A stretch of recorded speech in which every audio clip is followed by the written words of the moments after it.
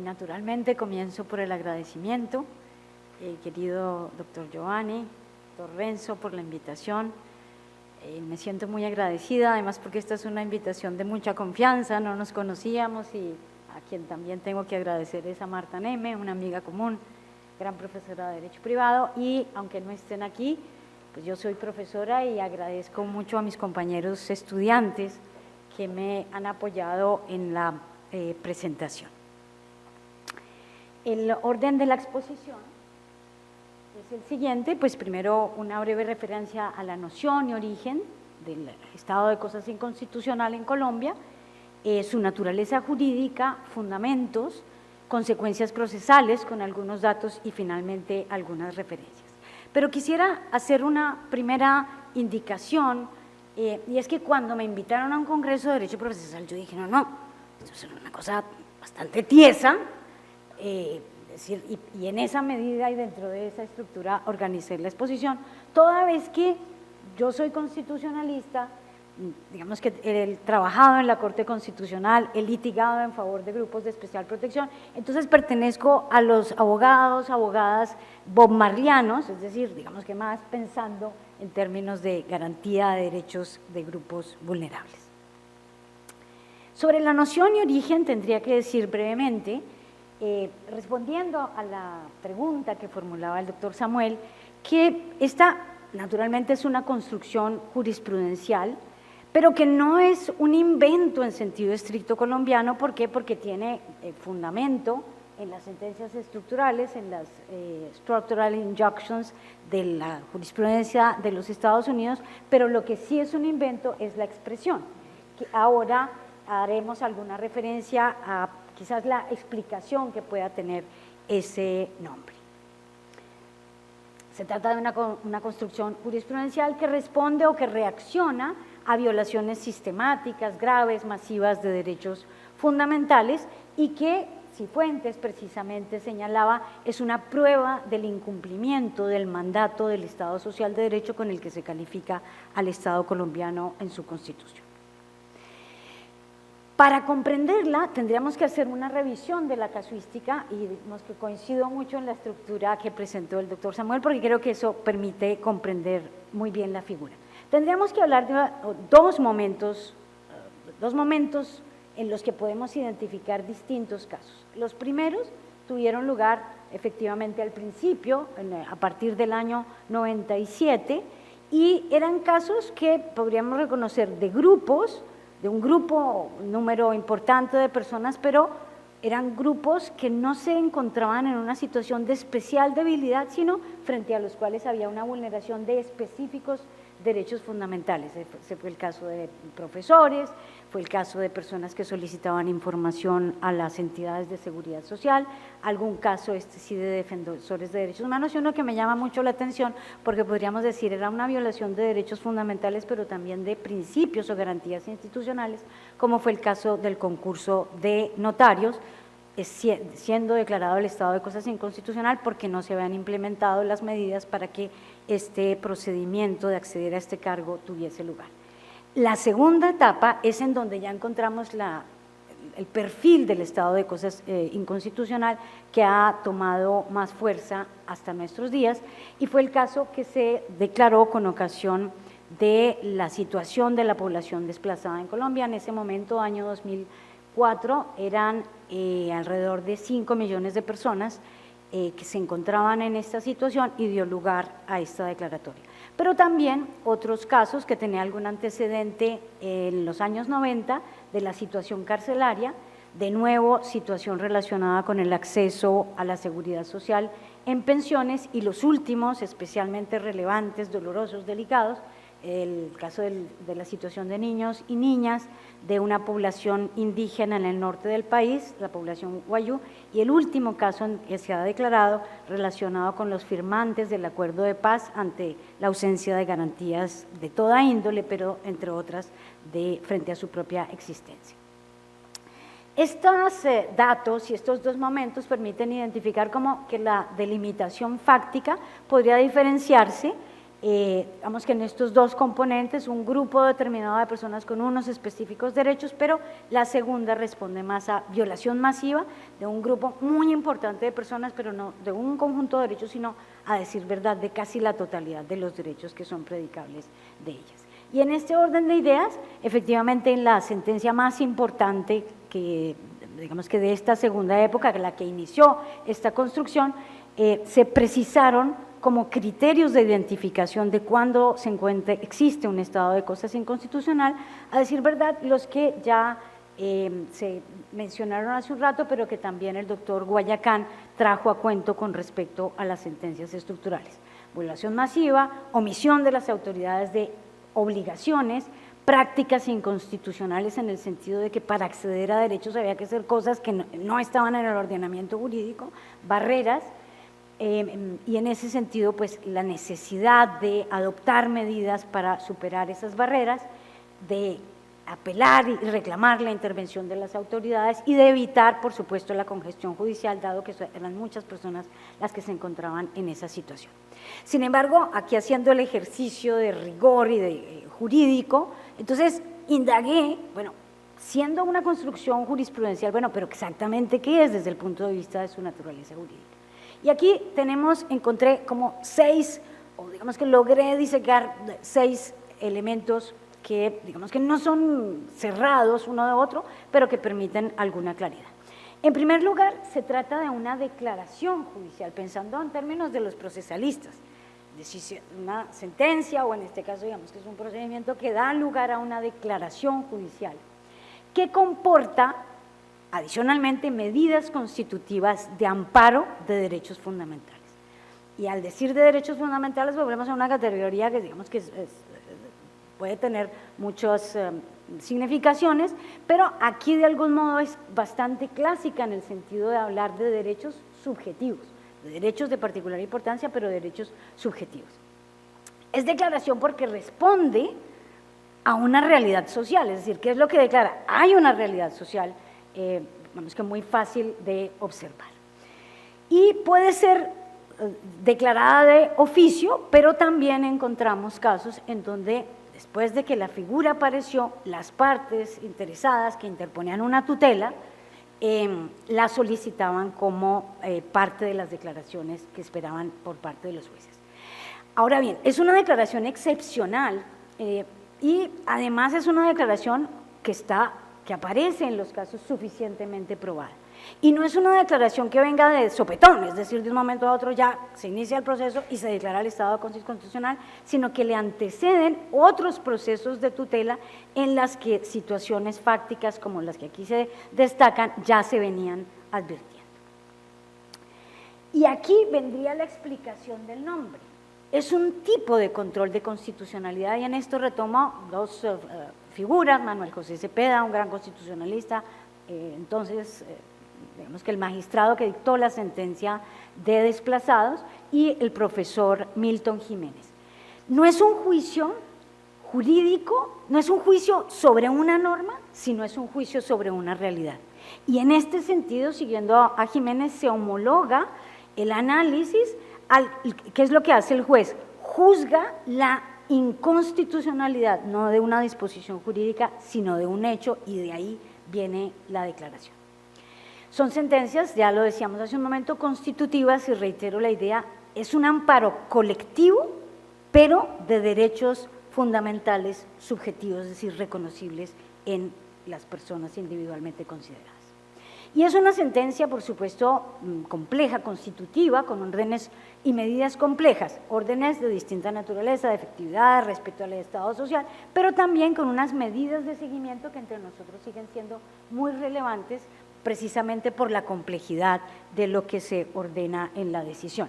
Con unas medidas de seguimiento que han variado, en algunos casos por el juez de primera instancia, que conoce el amparo, por comisiones mixtas, o por la propia Corte Constitucional, dependiendo del caso. No existe una regla precisa de cuándo debe ser cuál, y esto en definitiva lo fija el juez constitucional.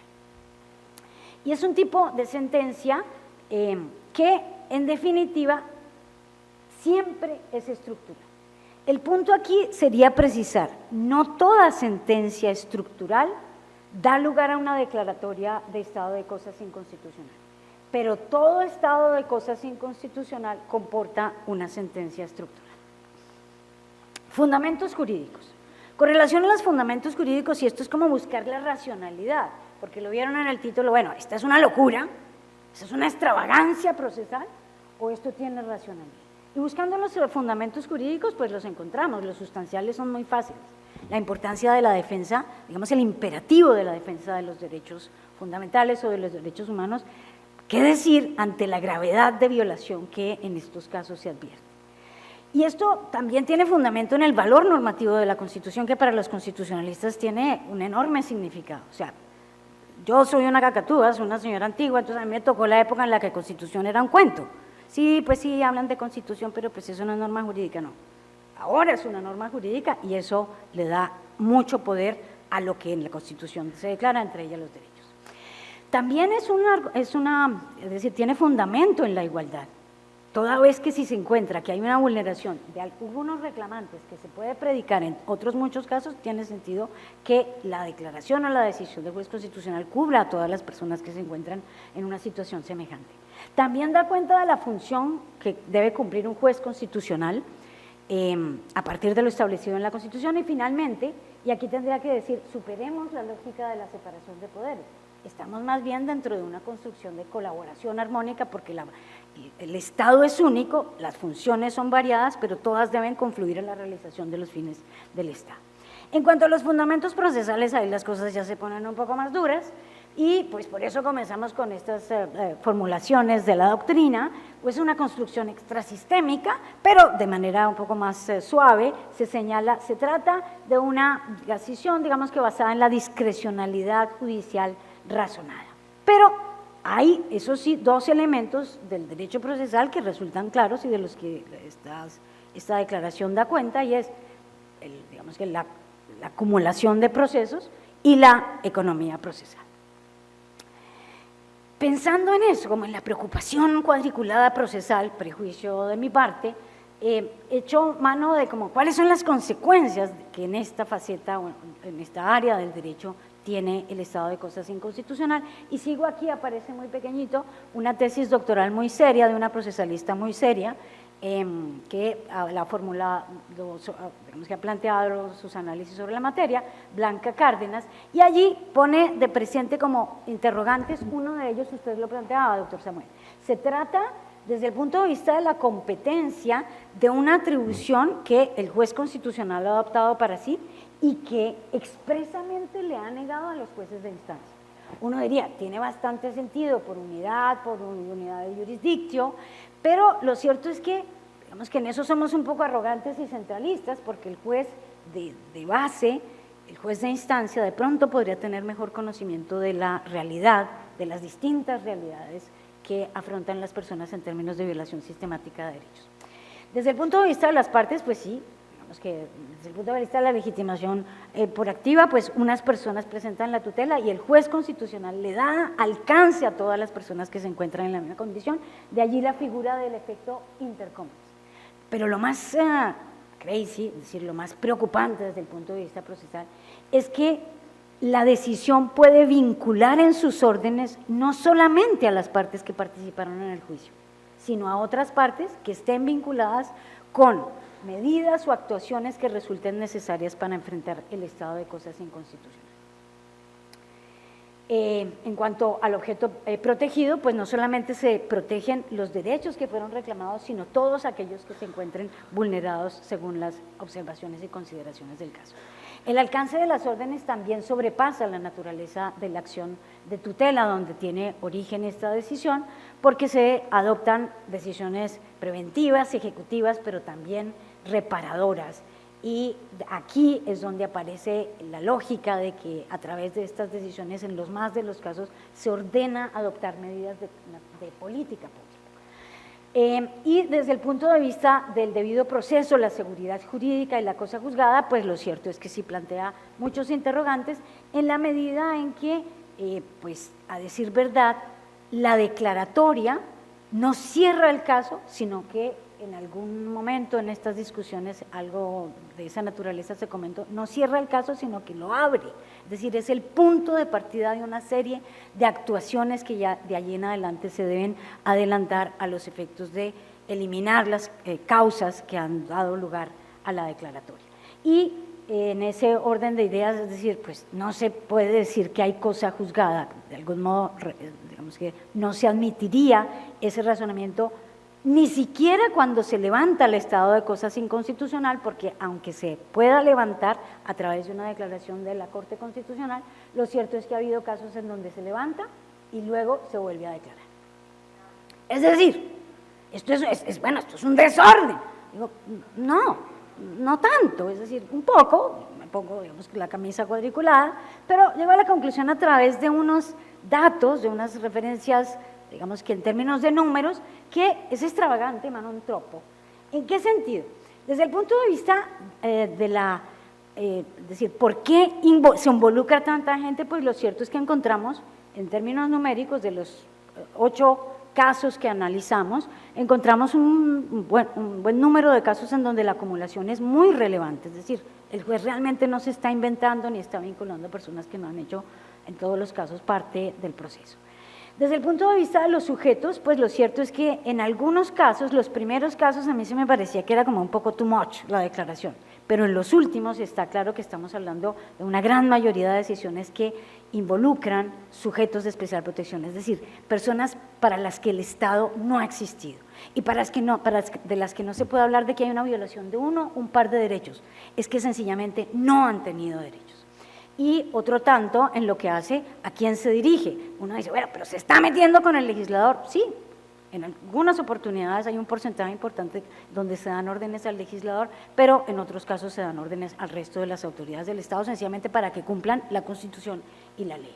La participación, además, aquí lo han dicho, y eso es parte de digamos que de la riqueza, es decir, esto es duro, pero lo cierto es que el juez no ha sido un loco, en el sentido de que se inventa la cosa y echa órdenes, no, sino crea condiciones dentro del procedimiento para que haya participación de todos los actores involucrados y en esa medida se puedan adoptar decisiones razonables. Y en ese mismo orden de ideas, un componente muy importante es que ha habido audiencias en la mitad de los casos, audiencias en donde se crean esos espacios de discusión y participación.